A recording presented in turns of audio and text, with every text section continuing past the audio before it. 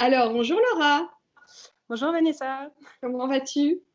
ça va super bien, merci. Cool. Merci beaucoup de m'accorder un bout de ton temps pour pouvoir partager ton expérience dans Révélation. Donc, avant qu'on entre plus dans les détails, eh bien, j'aimerais savoir tout simplement qui tu es. Est-ce que tu veux bien te présenter?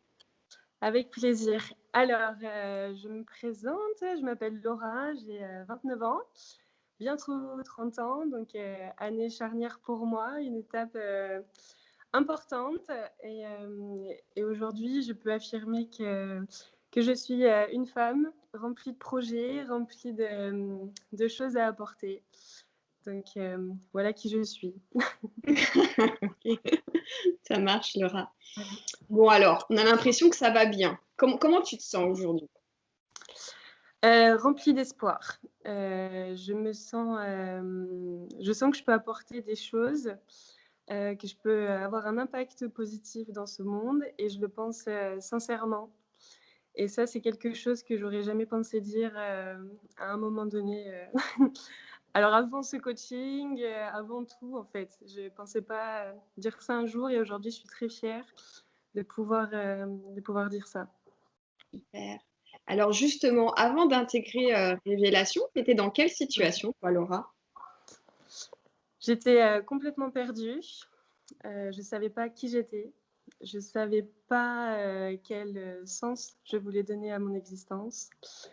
Je perdais mon temps sur un poste qui ne me plaisait plus, qui ne, en fait, ne m'a jamais correspondu. Donc j'étais consultante dans divers cabinets de recrutement pendant 6 ans. Et, et je me confortais dans ce mal-être en pensant que c'était normal de ne pas être heureuse sur tous les plans. Donc concrètement, sur le papier, j'avais tout réussi. Intérieurement, je bouillonnais, j'étais pas bien. Donc j'ai décidé d'agir tout simplement en partant, en voyageant, en découvrant toute cette liberté que j'avais mise de côté durant toutes ces années. Je m'étais beaucoup questionnée sur ce que je voulais, mais malheureusement, toute seule, j'arrivais pas à me poser les bonnes questions. Malgré que je connaissais tous les outils d'ikigai, de connaissance de soi, etc., j'avais besoin d'aide. Et je te suivais depuis un certain temps sur différents réseaux. J'aimais ton approche, je me suis reconnue dans ce que tu annonçais, dans ton contenu, dans ton histoire, et je décidais de passer le cap. Voilà. Ok. Et alors, euh, qu'est-ce que tu as pensé de cette expérience, de ce voyage initiatique que je t'ai proposé au sein de Révélation? Qu'est-ce que tu as le plus apprécié dans cette expérience-là?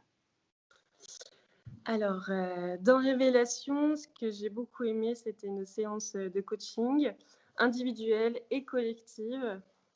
J'ai apprécié les outils que tu as utilisés, notamment le design humain, qui était quelque chose que je ne connaissais pas et qui a permis justement de me connaître davantage.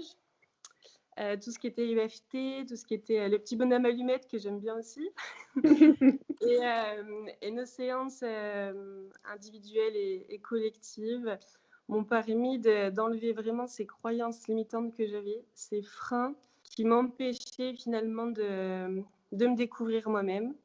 Et c'est vraiment ça que j'ai apprécié plus que tout. Dans ces 4 mois-là, c'était ultra important pour moi de me découvrir et ça m'a vraiment apporté ça, quoi. Et se découvrir, c'est aussi apprendre à s'aimer soi. Et là, j'ai l'impression de m'aimer profondément. J'aime mes qualités, mais j'aime aussi mes défauts. Et ça permet d'avoir une confiance en soi. Et c'est là où on peut se réaliser. Du coup, voilà, c'est ça. Ok. Alors, quels sont les trois résultats, les trois améliorations principales que tu peux aujourd'hui constater dans ton quotidien, dans ta vie? C'est ne plus avoir peur du jugement des autres. Donc ça, c'est vraiment... je le ressens, je sens le bénéfice tous les jours. C'est de m'aimer. c'est très bête à dire quand on se dit aime-toi toi-même, mais je l'ai toujours entendu et je ne savais pas ce que c'était. Et maintenant, je le sais, je le travaille parce que ça se travaille, c'est comme tout. Et ça, c'est quelque chose qui a un impact au quotidien aussi. Et je sais enfin ce pourquoi j'ai envie, la cause qui me prend ici aux tripes. Et c'est pourquoi j'ai envie de me lever le matin. Et ça a été une réelle découverte. C'est des choses que j'avais mis complètement de côté. Ouais. Donc j'ai pris mon histoire, je me suis inspirée de tout ce que j'ai lu, de tout ce que je sais pour vraiment me donner l'envie de faire plein de choses maintenant. Donc ça, c'est au quotidien aussi, c'est trouver sa raison d'être et c'est extrêmement important. C'est ce qui rend heureux. Alors c'est inconfortable, il y a des moments très inconfortables, mais c'est ce qui rend heureux. Ouais, voilà.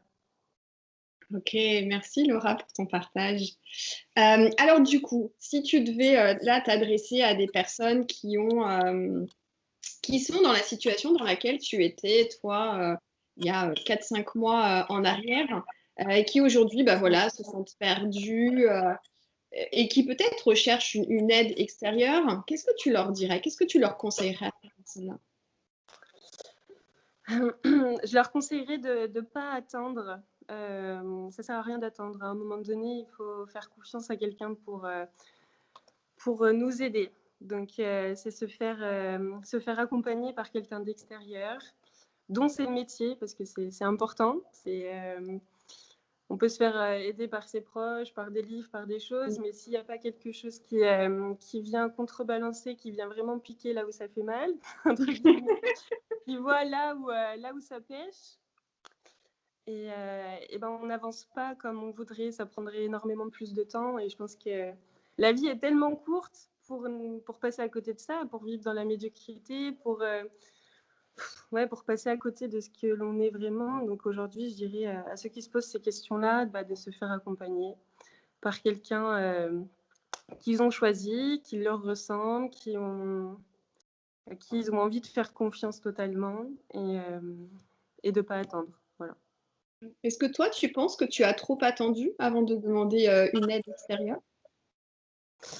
Je pense que j'avais besoin du chemin par lequel je suis passée, c'est-à-dire une extrême liberté de voyager énormément en van, du coup. Après, j'aurais pu commencer ce voyage avec toi en même temps, quand même. Mais ouais, j'ai peut-être perdu. Alors moi, c'est peut-être que quelques mois finalement, en toute honnêteté. Après, je connais des personnes qui se posent ces questions-là depuis des années et qui n'ont pas ce déclic de faire appel à quelqu'un. Et je trouve ça dommage. Voilà. Donc personnellement, j'ai perdu peut-être 3-4 mois. Mais c'est le message que j'aimerais faire passer, c'est qu'il y a beaucoup de personnes qui se réveillent à 40 ans, à 50 ans. Moi, j'ai la chance de m'être rendu compte de tout ça à l'âge de 29 ans. Et oui, voilà, je suis contente de l'avoir fait très tôt pour savoir dans quel sens j'ai envie d'évoluer, de me connaître, tout ça. Je pense que c'est essentiel, quoi. C'est quelque chose, même à 18 ans, on devrait faire. Ouais. Oui. Mais bon. C'est d'utilité publique. Oui, voilà. Le monde se porterait meilleur si tout le monde s'aimait et tout le monde aurait quelque chose à apporter de réellement positif. Ouais. Alors là, il y a plein de choses qui se profilent pour toi en 2021. Alors, qu'est-ce qu'on peut te souhaiter là, justement, pour cette nouvelle année?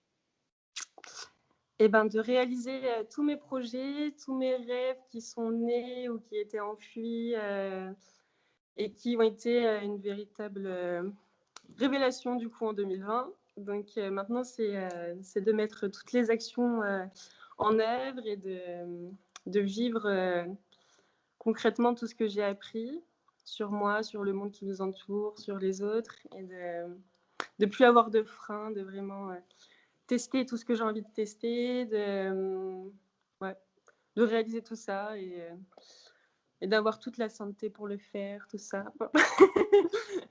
Voilà, il n'y a pas d'autre chose. Ok, super. Merci beaucoup, Laura. Et je te souhaite une très belle année 2021. Merci beaucoup. Merci à toi, Vanessa. Ça a été un réel plaisir d'être accompagnée par toi et je ne regrette pas de t'avoir choisi. Donc, je suis vraiment heureuse pour ça et j'encourage tous ceux qui te suivent, tous ceux qui t'apprécient, qui apprécient ton contenu à faire de même.